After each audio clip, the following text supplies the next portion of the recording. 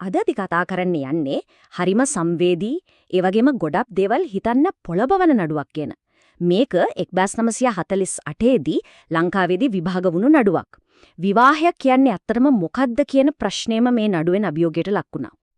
එය සතුටුදායක විවාහයක් නොවිය. හිතන්න නඩු තීන්දුවක් පටන් ගන්නෙම මේ වගේ වචන ටිකකින්.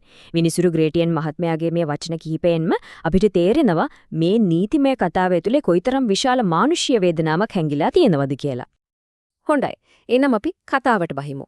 මේක ප්‍රශ්නාර්ථයක් බවට පත්වුණු විවාහයක් කෙනි කතාවක්. අවුරුදු 5කට ඉඳලා අන්තිමේදී උසාවියට යන්න සිද්ධ වුණු යුවලක් කෙනා. ඉතින් මේකයි වෙන්නේ මේ දෙන්නා විවාහ වෙන්නේ 1941 මාර්තු මාසෙදී.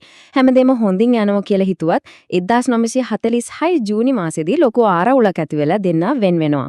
හැබැයි කතාව අතරින් ඉවර වෙන්නේ නැහැ. ඒ අවුරුද්දෙම අගදී බිරිඳ අධිකරණයට යනවා. ඇය ඉල්ලන්නේ හරිම විශේෂ දෙයක්. ඒ තමයි මේ විවාහය මුල ඉඳලම අවලංගුයි. ඒ කියන්නේ නීතිය ඉදිරියේ කිසිම වටිනාකමක් නැති එකක් කියලා ප්‍රකාශ කරන්න කියලා. ඉතින් මොකද්ද මේකට හේතුව? බිරිඳගේ මූලිකම තර්කය උනේ හරිම සංවේදී කාරණයක්. ඇය චෝදනා කළා විවාහ වෙනකොටත් සැමියාට සුව කරන්න බැරි ලිංගික බලහීනතාවයක් තිබුණා. ඒ නිසා මේ විවාහය කවදාවත් සම්පූර්ණුනේ නැහැ කියලා. හොඳයි. දැන් තමයි කතාවේ ඇත්තම හරියට එන්නේ. උසාවියේදී අපිට දකින්න ලැබෙන්නේ එකිනෙකට සම්පූර්ණයෙන්ම පරස්පර කතා දෙකක්. සාක්ෂි නැති තැනක මේක වචනයට එරෙහිව වචනීය සටනක් බවට පත් වෙනවා. මේ කතා දෙක අතර වෙනස ඇත්තටම අහසට පොළව වගේ. එක පැත්තකින් බිරිඳ කියනවා විවාහය කවදාවත් සම්පූර්ණ වුණේ නැහැ. සැමියා උත්සාහ කළා ඒත් ඒ ඔක්කොම අසම්පූර්ණයි. මම තාමත් කන්‍යාවක්. අනිත් පැත්තෙන් සැමියා කියන්නේ හාත්පසින්ම වෙනස් කතාවක්. එයා කියනවා නෑ අපි නිතරම සාර්ථක ලිංගික ජීවිතයක් ගත කළා. විවාහ වුණු පළවෙනි රෑමගේ කන්‍යාභාවය නැති වුණා. අපේ ලිංගික ජීවිතේ සම්පූර්ණයෙන්ම සාමාන්‍යයි කියලා. දැන් හිතන්න විනිසුරුවරේ කොහොමද මේ වගේ තත්ත්වයකදී ඇත්ත හොයාගන්නේ? ඉතින් ප්‍රශ්න තියෙන්නේ මෙතනයි.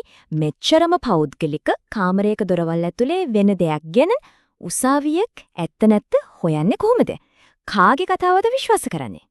මෙන්න මේ වෙලාවේ තමයි කතාවට විද්‍යාව සම්බන්ධ වෙන්නේ. වචන වලින් එහාට ගියපු පිළිතුරක් වෛද්‍ය විද්‍යාවෙන් ලැබෙනවා. මේ සොයා ගැනීම හැමදේම වෙනස් කරනවා. විවාහ වෙලා අවුරුදු 6කට කිට්ටු කාලයකට පස්සේ ඒ කියන්නේ 1946 දෙසැම්බර් මාසෙදී අපක්ෂපාතී වෛද්‍යවරයෙක් බිරිඳව පරීක්ෂා කරනවා. ඔහුගේ සොයා ගැනීම තමයි නඩුවේ තීරණාත්මකම සාක්ෂිය බවට පත්වෙන්නේ. ඔහු තහවුරු කරනවා ඇගේ කන්‍යාපටලය කිසිම හානියක් නැතුව ඒ කියන්නේ ඉන්ටැක්ට් විදිහටම තියෙනවා කියලා. මේ වෛද්‍ය සාක්ෂියත් එක්ක සැමියාගේ මුළු කතාවම බිඳ වැටෙනවා. විනිසුරු ග්‍රේටියන් මහත්මයා වෙනත් ඉංග්‍රීසි නඩුවක කියපු දෙයක් උපුටා දක්වමින් කියනවා ඇගේ කතාව සත්‍ය විය හැකි ඔහුගේ කතාව නම් සත්‍ය වෙන්න කිසිම විදිහක් නැහැ කියලා.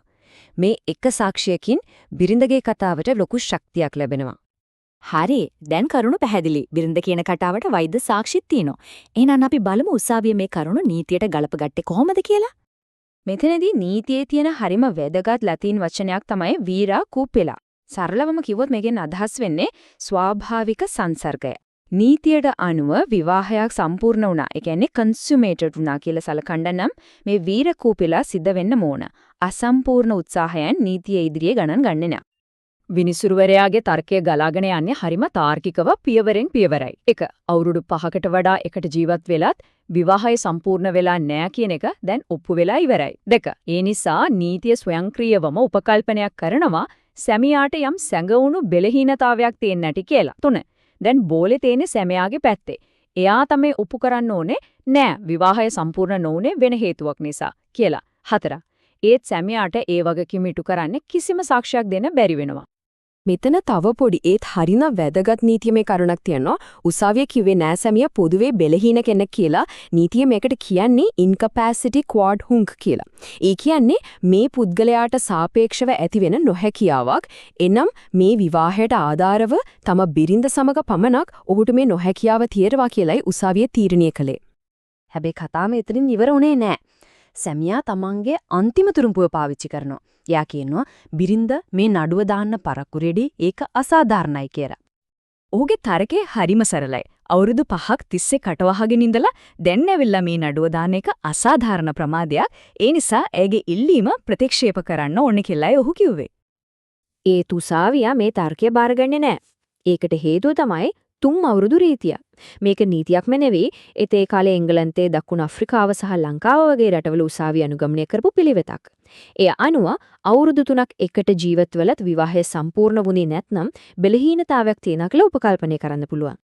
ඉතින් විනිසුරුවරයා පෙන්වලා දෙනවා මේ 3 අවුරුදු රීතිය නිසා බිරිඳට 1944ට කලින් ඒ කියන්නේ විවාහ වෙලා අවුරුදු 3ක් යන කලින් මේ නඩුව දැම්මලා දිනන්න තියෙන ඉඩකඩ හරිම අඩුයි කියලා.